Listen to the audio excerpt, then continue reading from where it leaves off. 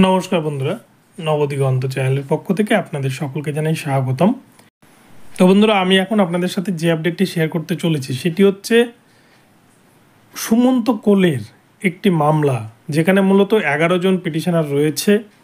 সেখানে সুমন্ত কোলে and others যারা কিন্তু মামলা দায়ের করেছিল, 9533 প্যানেল পাবলিশড হওয়ার ঠিক পরের দিনই তারা কিন্তু কলকাতা হাইকোর্টে 1 ফেব্রুয়ারি 2024 তারিখে মামলা দায়ের করেছিলেন, যার কিন্তু অ্যাডভোকেট ছিলেন ফিরদৌস শামীম স্যার।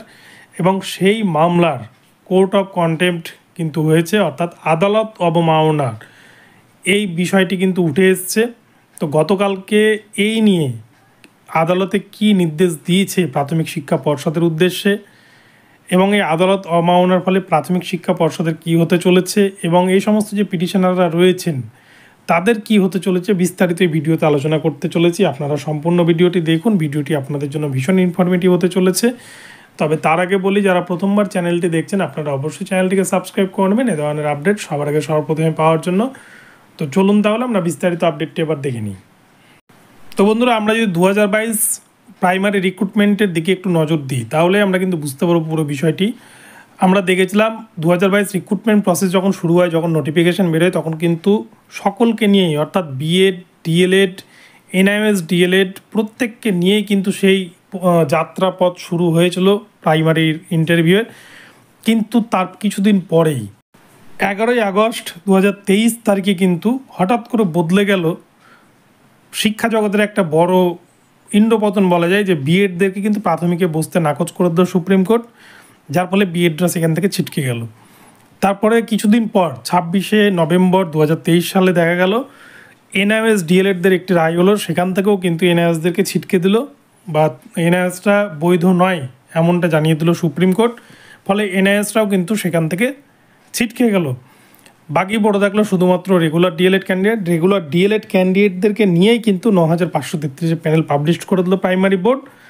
এবং তার পরদিন সকালবেলাতে আমরা দেখলাম সুমন্ত কোলে সহ 11 জন কিন্তু তারা কলকাতা হাইকোর্টে বিচারপতি রাজাশেখর মান্তাসারের এজলাসে মামলা দায়ের করেছেন, যে তাদের অলরেডি সেকেন্ড ডিগ্রি রয়েছে, যারা এনআইএসের জন্য বাদ গিয়েছে তাদের কিন্তু অলরেডি রেগুলার ডিএলএড কমপ্লিট হয়ে গিয়েছে। তারা এই বিষয়ে পর্ষদে যোগাযোগ করেছে, কিন্তু পর্ষদ তাদেরকে সেই সুযোগ দেয়নি, তাই তারা মামলা দায়ের করেছে। অনেকের কিন্তু বিএড দেখিয়ে সেখানে ইন্টারভিউ দিয়েছিল, যেহেতু এনসিটি রুলস ছিল, কিন্তু যেহেতু সুপ্রিম কোর্ট নাকচ করে দিয়েছে তাই অনেক ক্যান্ডিডেটের রেগুলার ডিএলএড হয়ে গেছে, তাই তারা দ্বিতীয়বার সুযোগ চাইছে তাদেরকে যাতে মেধা তালিকায় অন্তর্ভুক্ত করা হয় এবং মেরিট অনুযায়ী যাতে তাদেরকে জায়গা দেওয়া হয়।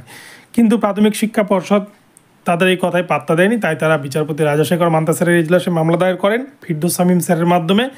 এবং সেই দিনই কিন্তু মামলাটি আর্জেন্ট বেসিসে শুনানি হয়, এবং বিচারপতি রাজাশেখর মান্তাসার তিনি নির্দেশ দেন যে তাদেরকে প্যানেলের মধ্যে জায়গা দিতে হবে, অর্থাৎ তাদের মেরিট লিস্ট কাট অফ প্রকাশ করে তাদেরকে দেখবে পর্ষদ। যদি তাদের সেরকম কাট অফে আসতে পারে তাহলে কিন্তু তাদেরকে সেই প্যানেলে জায়গা দিতে হবে, এমনটা নির্দেশ ছিল। প্রাথমিক শিক্ষা পর্ষদ সেই রায়কে মানতে নারাজ, তারা কিন্তু ডিভিশনে যায়, ডিভিশনেও একই নির্দেশ আসে। পরবর্তীতে সুপ্রিম কোর্টে যায়, সুপ্রিম কোর্টেও কিন্তু একই নির্দেশ আসে। এবং যেহেতু মামলার নির্দেশ হওয়ার পরেও প্রাইমারি বোর্ড কিন্তু তাদেরকে নিয়োগ দিতে রাজি ছিল না, তাই এই মামলাটি কিন্তু আদালত অবমাননা, অর্থাৎ কোর্ট অফ কন্টেম্প্ট যে মামলা সেখানে কিন্তু সামিল হয়েছে, এবং সেক্ষেত্রে মামলাটি উঠেছিল গতকাল। এবং এই প্রসঙ্গে প্রাথমিক শিক্ষা পর্ষদ তারা কিন্তু তাদের ভুল স্বীকার করে নিয়েছে আদালতে। এবং এই প্রসঙ্গে মাননীয় বিচারপতি তিনি কিন্তু পরিষ্কার নির্দেশ দিয়েছেন, দুর্গাপূজার ছুটির ঠিক 15 দিন পরেই কিন্তু তাদের, অর্থাৎ যারা পিটিশনার রয়েছে, এই ফিরদৌস শামীম স্যারের যারা পিটিশনার রয়েছে, যাদেরকে কেন্দ্র করে এই বিষয়টি উঠে এসছে, তাদের মেধা তালিকা প্রকাশ করে, অর্থাৎ তাদের ইন্টারভিউ লিস্ট সহ তাদের ব্রেকআপ লিস্ট প্রকাশ করে তাদেরকে দেখাতে হবে যে তারা মেধা তালিকায় জায়গা পাচ্ছে কিনা। যদি তারা মেধা তালিকায় জায়গা পায় তাহলে কিন্তু তাদেরকে লাস্ট যে কাট অফ, সেই কাট অফ ক্লিয়ার করতে পারলে তাদের কিন্তু চাকরি কনফার্ম, এমনটাই কিন্তু নির্দেশ এসছে।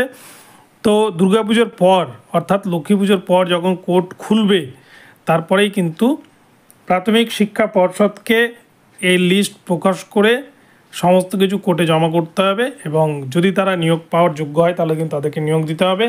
তো এক কথায় বলা যায় পুজোর পরে কিন্তু বেশ কিছু ক্যান্ডিডেট আবারও 9533 প্যানেলে চাকরি পেতে চলেছেন। কিন্তু তার সাথে সাথে একটা বিষয় সন্দিহান থেকেই যাচ্ছে যে যদি 9533 প্যানেলে নতুন করে কোনো ক্যান্ডিডেট চাকরি পায়, ভ্যাকান্সি তো বাড়ছে না, তাহলে কি সেখান থেকে কোনো ক্যান্ডিডেটকে কি ছাঁটাই করে দেওয়া হবে যার কাট অফ কম? এটা নিয়ে কিন্তু কোনো সদুত্তর এখনও পর্যন্ত মেলেনি। এটা নিয়ে কোর্ট কী রায় দেয় পরবর্তীতে সেটাই দেখার। তো বন্ধুরা, এই আপডেটটি আপনাদের জানালাম। আপডেটটি আশা করি আপনাদের ভালো লেগেছে। তো ভিডিওটি ভালো লাগলে চ্যানেলকে সাবস্ক্রাইব করে দেবেন। দেখা হচ্ছে পরবর্তী ভিডিওতে। ধন্যবাদ।